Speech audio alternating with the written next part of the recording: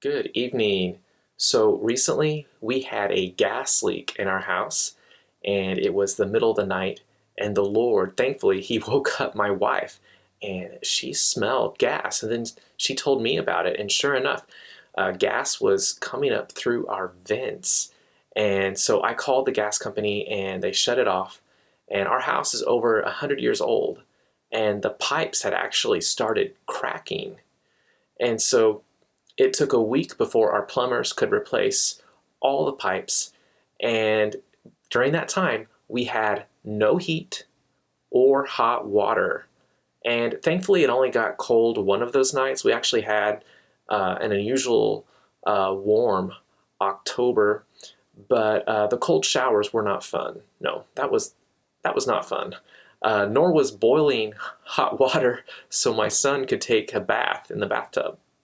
Hot water and heat are a great blessing, and I like blessings. I love my family, and I'm very thankful for what we have. But this was just a minor inconvenience. But at the time, it seemed almost larger than life. It was very stressful. Thing is, this is nothing compared to what some people go through.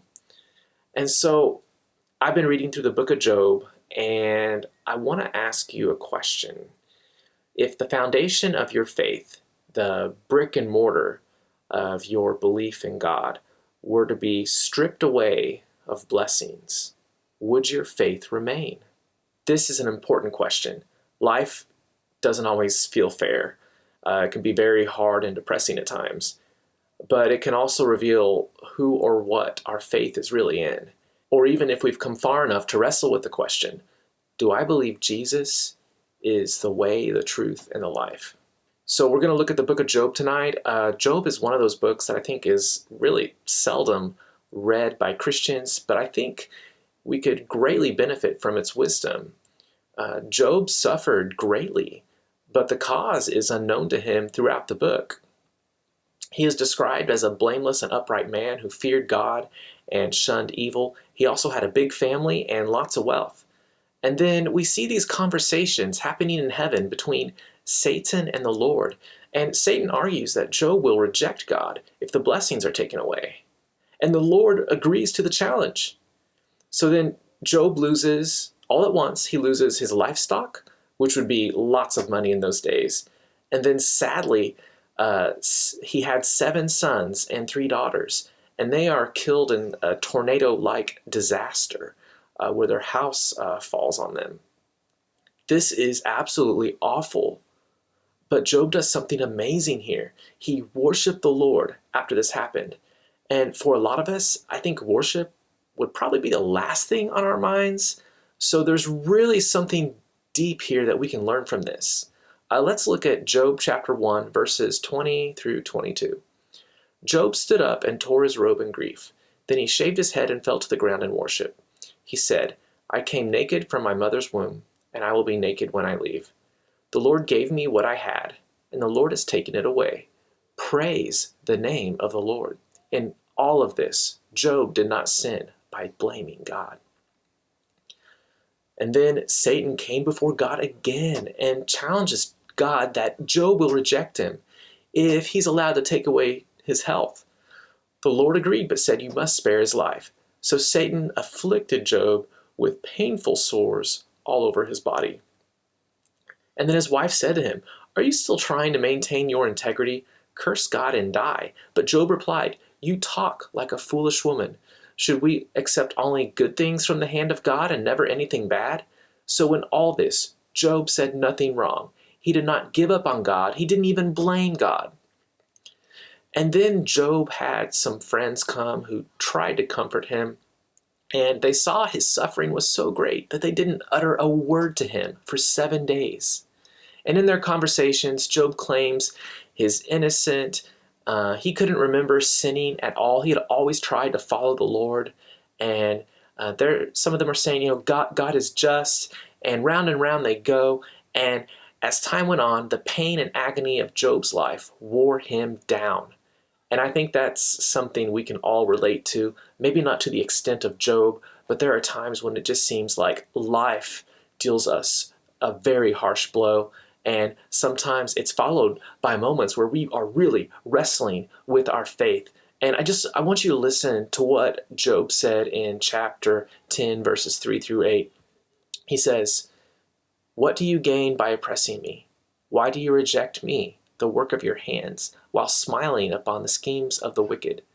Are your eyes like those of a human? Do you see things only as people see them? Is your lifetime only as long as ours? Is your life so short that you must quickly probe for my guilt and search for my sin? Although you know I am not guilty, no one can rescue me from your hands. You formed me with your hands, you made me, yet now you completely destroy me." Job is saying that God is not just. But even though he said this, he still desired an audience with the Lord. He didn't stop caring. And he hadn't completely given up. In Job chapter 31, verse 35, he says, "If only someone would listen to me. Look, I will sign my name to my defense. Let the Almighty answer me. Let my accuser write out the charges against me." And finally, in chapter 38, the Lord answers. "Then the Lord answered Job out of the whirlwind and said, 'Who is this that darkens counsel by words without knowledge? Dress for action like a man. I will question you, and you make it known to me.'" Whoa, those are strong words. And so God questions Job about the complexities of the universe and life. And the questions begin with, "Where were you when I laid the earth's foundations?" And he just goes on from there. Let's just say this: they are very humbling and worth your time to read. And like Job, we may not know the why behind something bad that happened. We might even struggle in our faith. But one thing that we cannot do is to stop seeking the Lord. Isaiah the prophet says that God's ways are higher than ours, that God's thoughts are higher than ours. And we have an understanding based upon our years lived here and our experiences here. But how little is that understanding compared to the Lord's? We need to remember that, especially in times where blessings seem absent, where everything's just seems to be going wrong and nothing's going right. God's ways are higher. God's thoughts are higher.